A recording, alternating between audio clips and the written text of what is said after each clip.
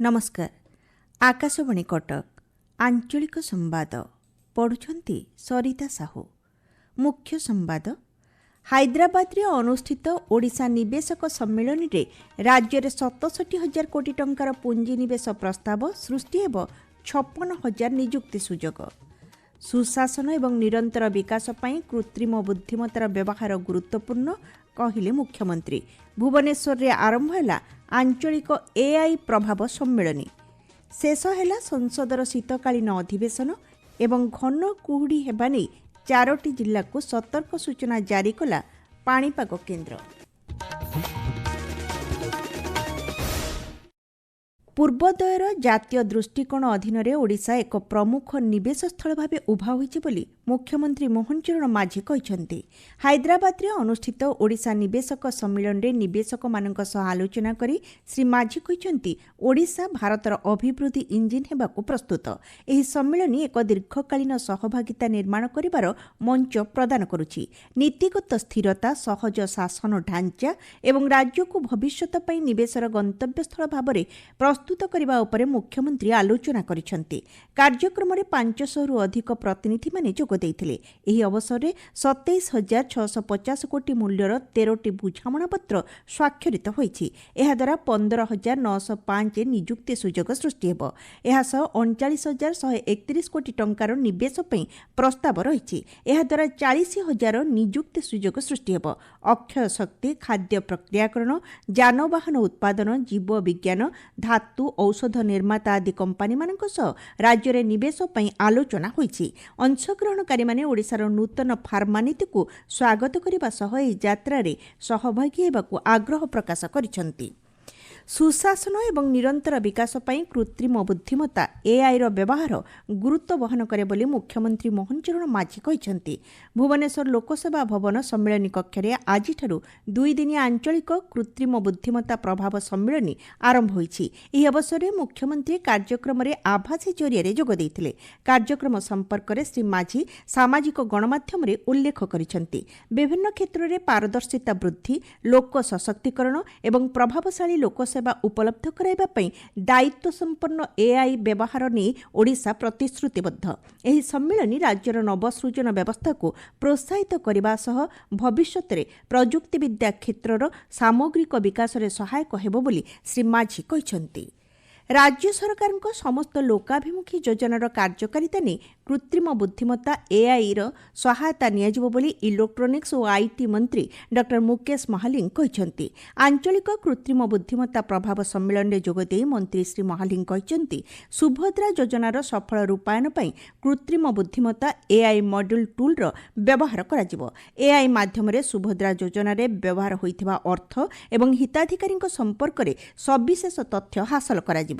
शिक्षा, स्वास्थ्य, विपर्यय परिचालना, महिला और शिशु विकास, संसदीय व्यापार विभाग रे कृत्रिम बुद्धिमत्तार व्यवहार उपरे विशेष ध्यान दिया जाउछि। आगामी दिन रे राज्यर 41टी विभाग रे एआई रो उपयोग कराजिबो। ओडिया भाषा को एआई रे आनिबा और भाषादान कार्यक्रम कराजिबो बोली मंत्री श्री महालिंग कहिसंती।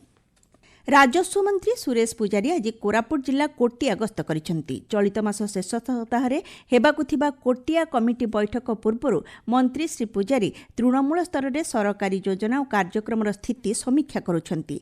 जिला ब्लॉक प्रशासन और स्थानीय जनसाधारण सह आलोचना आधार रे परवर्ती बैठक रे मतामत अनुसार विभिन्न विकासमूलक योजना नै पदक्षेप नियाजिबो। कोटिया रे अनधिकार प्रवेश बंद करिबा सह जनसाधारण को सरकार समस्त सहयोग जोगाई देबे मंत्री श्री पुजारी कहिसंती। मुख्यमंत्री अन्यान्य गुरुत्वपूर्ण कार्य थिबारु आसंता सोमवार मुख्यमंत्री जन अभियोग शुणाणी बंद रहिबो।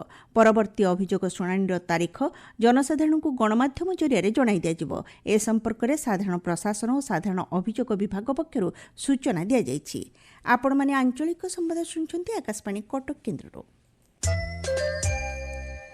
ଉଣେଇଶ ଦିନ ଧରି ଚାଲିଥିବା ସଂସଦର ଶୀତକାଳୀନ ଅଧିବେଶନ ଆଜି ଶେଷ ହୋଇଛି। ଉଭୟ ଗୃହକୁ ଅନିର୍ଦ୍ଦିଷ୍ଟ କାଳ ପାଇଁ ମୁଲତବୀ ଘୋଷଣା କରାଯାଇଛି। ଲୋକସଭା ବାଚସ୍ପତି ଓମ୍ ବିର୍ଲା ଉଦ୍ଯାପନୀ ଦିବସରେ ଉଦ୍ବୋଧନ ଦେଇ କହିଛନ୍ତି, ଏହି ଅଧିବେଶନ କାଳରେ 15ଟି କାର୍ଯ୍ୟ ଦିବସରେ 111% କାର୍ଯ୍ୟଦକ୍ଷତା ମିଳିପାରିଛି। ଶାନ୍ତି ଶୃଙ୍ଖଳାର ସହ ଗୃହ ପରିଚାଳନାରେ ସହଯୋଗ କରିଥିବାରୁ ବାଚସ୍ପତି ଶ୍ରୀ ବିର୍ଲା ସମସ୍ତ ସାଂସଦମାନଙ୍କୁ ଧନ୍ୟବାଦ ଜଣାଇଛନ୍ତି। ରାଜ୍ୟସଭା ଅଧ୍ୟକ୍ଷ ସିପି ରାଧାକୃଷ୍ଣନ୍ ତାଙ୍କ ଉଦ୍ଯାପନୀ ଭାଷଣରେ କହିଛନ୍ତି, ଗୃହ ମୋଟ 92 ଘଣ୍ଟା ଚାଲିଥିଲା ଏବଂ 121% କାର୍ଯ୍ୟଦକ୍ଷତା ରେକର୍ଡ ହୋଇଛି। ଏହି ଅଧିବେଶନରେ 59ଟି ବିଲ୍ ଆଗତ ହେବା ସହ ଐତିହାସିକ ତଥା ଗଣତାନ୍ତ୍ରିକ ମୂଲ୍ୟବୋଧ ରଖୁଥିବା ବିଭିନ୍ନ ଗୁଣାତ୍ମକ ପ୍ରସଙ୍ଗ ଉପରେ ଆଲୋଚନା ହୋଇଥିଲା ବୋଲି ଶ୍ରୀ ରାଧାକୃଷ୍ଣନ୍ କହିଛନ୍ତି। ଅଧିବେଶନ କାଳରେ ନିର୍ବାଚନୀ ସଂସ୍କାର ଓ ଜାତୀୟ ଗୀତ ବନ୍ଦେ ମାତରମ୍ର 150ତମ ବାର୍ଷିକୀ ଅବସରରେ ଏକ ସ୍ୱତନ୍ତ୍ର ଆଲୋଚନା ହୋଇଥିଲା। ବିକଶିତ ଭାରତ ରୋଜଗାର ଏବଂ ଆଜୀବିକା ମିଶନ ପାଇଁ ଗ୍ୟାରେଣ୍ଟି ଅଭିଯାନ ଗ୍ରାମୀଣ ଭିବିଜି ରାମଜୀ ବିଲ୍ 2025 ସଂସଦର ଅନୁମୋଦନ ଲାଭ କରିଛି। 2047 ସୁଦ୍ଧା ବିକଶିତ ଭାରତ ଲକ୍ଷ୍ୟ ଅଧୀନରେ ଏକ ଗ୍ରାମୀଣ ବିକାଶ ଢାଞ୍ଚା ପ୍ରସ୍ତୁତ କରିବାରେ ଏହା ସହାୟକ ହେବ। ପୂର୍ବରୁ ରହିଥିବା 100 ଦିନର ନିଶ୍ଚିତ ନିଯୁକ୍ତି ବ୍ୟବସ୍ଥାକୁ ଏଥିରେ 125 ଦିନକୁ ବୃଦ୍ଧି କରାଯାଇଛି। ଏଥିରେ କେନ୍ଦ୍ର ଏବଂ ରାଜ୍ୟ ମଧ୍ୟରେ 60-40 ଅନୁପାତରେ ପାଣ୍ଠି ପ୍ରଦାନ କରାଯିବାର ବ୍ୟବସ୍ଥା ରହିଛି। ଏହି ବିଲ୍ ସରକାରଙ୍କ ଦ୍ୱାରା ନିଆଯାଇଥିବା ଏକ କ୍ରାନ୍ତିକାରୀ ପଦକ୍ଷେପ, ଯାହା ଗ୍ରାମାଞ୍ଚଳର ବିକାଶ କ୍ଷେତ୍ରରେ ବିପ୍ଳବ ଆଣିବ ବୋଲି ସଂସଦୀୟ ବ୍ୟାପାର ମନ୍ତ୍ରୀ କିରଣ ରିଜିଜୁ କହିଛନ୍ତି। जी राम जी बिल लेके आया। इसमें 125 दिन का रोजगार गारंटी, करप्शन को रोकने के लिए व्यवस्था, टेक्नोलॉजी के माध्यम से ट्रांसपेरेंसी और साथ साथ में क्वालिटी काम होगा अभी ग्रामीण इलाकों में। जी राम जी बिल ग्रामीण भारत को क्रांतिकारी तरीके से बदलने का ये बिल है। ସମାଜର ଅବହେଳିତ ବର୍ଗର ବିକାଶ ଲାଗି ସରକାର ଅବିରତ ପ୍ରଚେଷ୍ଟା ଜାରି ରଖିଛନ୍ତି। ଭିବିଜି ରାମଜୀ ବିଲ୍ 2025 ଲାଗି ପର୍ଯ୍ୟାପ୍ତ ପାଣ୍ଠି 1,51,282 କୋଟି ଟଙ୍କାର ବ୍ୟବସ୍ଥା ହୋଇଛି।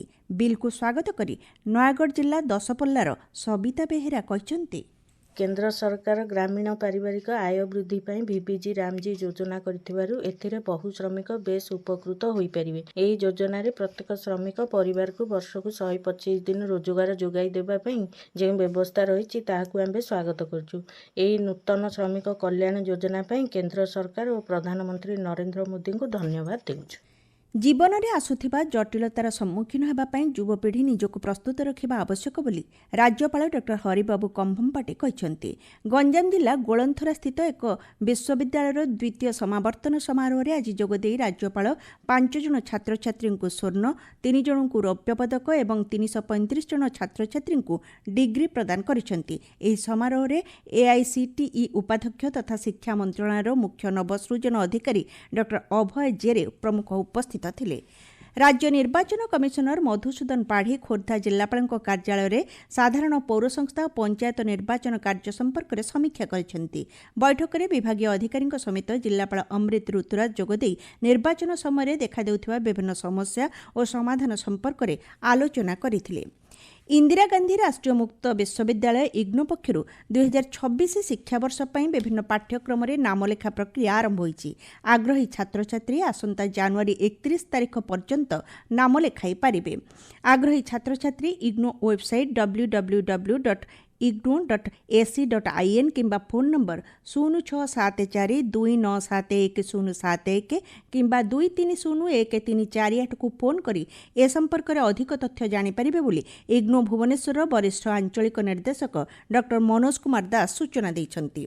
ରାଜ୍ୟ ମୃତ୍ତିକା ସଂରକ୍ଷଣ ଓ ଜଳଛାୟା ବିକାଶ ନିର୍ଦ୍ଦେଶକ ସୁବ୍ରତ କୁମାର ପଣ୍ଡା ବୌଦ୍ଧ ମୃତ୍ତିକା ସଂରକ୍ଷଣ କାର୍ଯ୍ୟାଳୟଠାରେ ବିଭାଗୀୟ କାର୍ଯ୍ୟର ସମୀକ୍ଷା କରିଛନ୍ତି।